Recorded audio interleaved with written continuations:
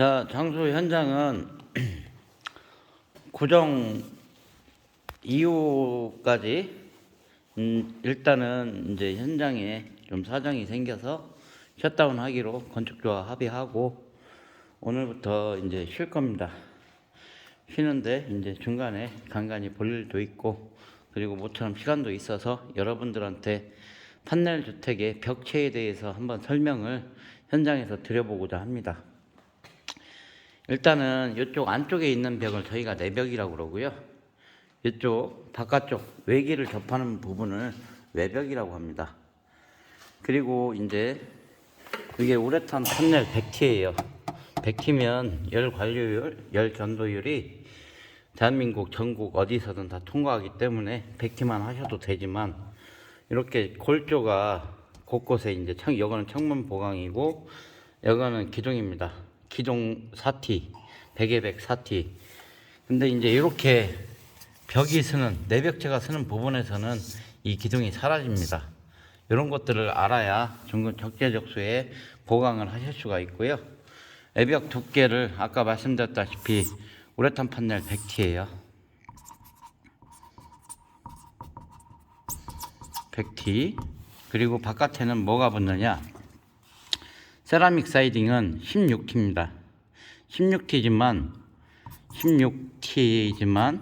여기에 고정 클립이 붙어요. 네, 고정 클립. 제가 한 손으로 카메라를 들고 촬영하기 때문에 조금 양해 좀 부탁드립니다. 16T의 고정 클립은 5T예요. 근데 16T라는 게 굵고 불규칙한 면이에요. 면. 세라믹 사이딩을 샘플이 있으니까 한번 보여드리겠습니다. 이제 다른 걸로 마감하실 때는 또 거기에 알맞게끔 마감선을 맞추셔야 돼요. 그런 것들이 처음부터 계획이 되어야만 마감이 깔끔해집니다. 이 면을 보시게 되면 이렇게 불규칙한 면을 갖고 있습니다. 16T라고 하지만 딱 16T를 맞추시면 이게 좀 튀어나온 부분도 있고 그렇습니다. 물론 들어간 부분도 생기겠죠. 그렇기 때문에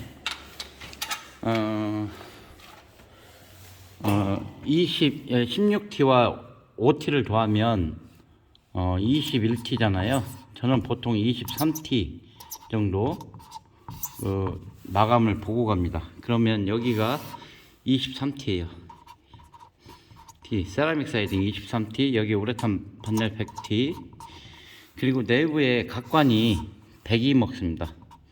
100인데 100T인데 이렇게 빈 공간도 생기겠죠. 각관으로 전면을 도배할 수 없기 때문에. 그런 면에는 어떻게 하느냐, 이렇게 판넬 100T 붙이고 남은 판넬이라든지 스티로폴 EPS 난연 판넬을 이용해서 이렇게 면을 맞춰줍니다. 이렇게 하면 각관면하고 동일해져요. 그리고 고정은 예전 같은 경우는 이제 뭐 여기 빵꾸 뚫고 안에다 피스 짧은 걸로 박았는데 그랬을 경우에는 껍데기가 좀 벗겨질 위험성이 있기 때문에 지금은 저는 요 130mm 피스 여기 구하기가 매우 힘듭니다. 일반 작은 피스는 웬만하면 구할 수가 있는데 이 피스는 이렇게 박스 단위로 팔아서 금액도 물론 비쌀 뿐더러 잘 없어요. 네이버에서 찾아서 구매해야 되는데 박스로 쓰기에는 양이 너무 많고요. 박스로 쓰기에는 2집 분량 정도가 넘는 것 같고요.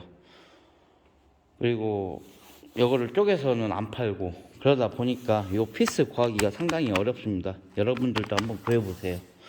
120 이상 되어야만 박을 수가 있어요. 왜냐하면 판넬이 100T이기 때문에 그렇습니다. 그러면 여기 판넬 100T 각관면에 판넬을 면 잘라서 붙여주면 여기가 100T예요. 그렇게 되면 총 두께가 마감까지 보면 223T가 되죠. 그리고 여기에 이제 마감을 치기 위해서 석고보드 1P만 됩니다. 보통 2P를 말씀하셨 하셨던 분들도 대부분 다 원피로 끝내시는데, 원피로 끝내도 크게 아직까지 10년 동안 제가 온라인 공사를 했지만 하자 생긴 부분이 거의 없는 것 같아요. 그래서 섞고, 그리고 이제 마감, 페인트나 뭐 도배 마감은 무시합니다. 저희가 두께감이 없으니까. 근데 만약에 루바를 붙인다든지 그랬을 경우에는 그 두께까지 고려가 되어야 되겠죠.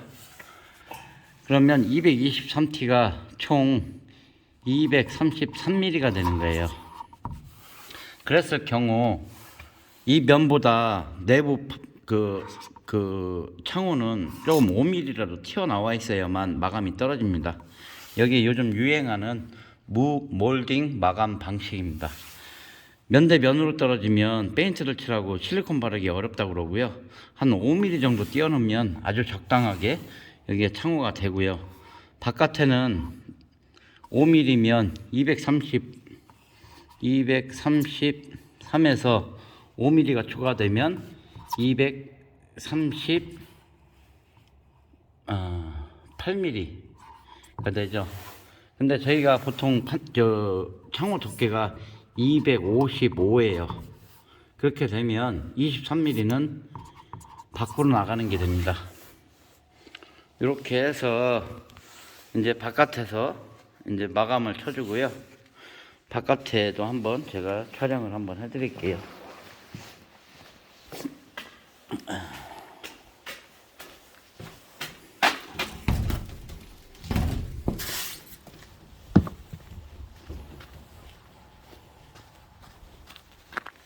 이제 바깥에 창호가 이렇게 시공되어 있고요. 이제 이 부분은 저희가 실리콘 마감을 쓸 겁니다. 그리고 창문 몰딩이 들어가고요.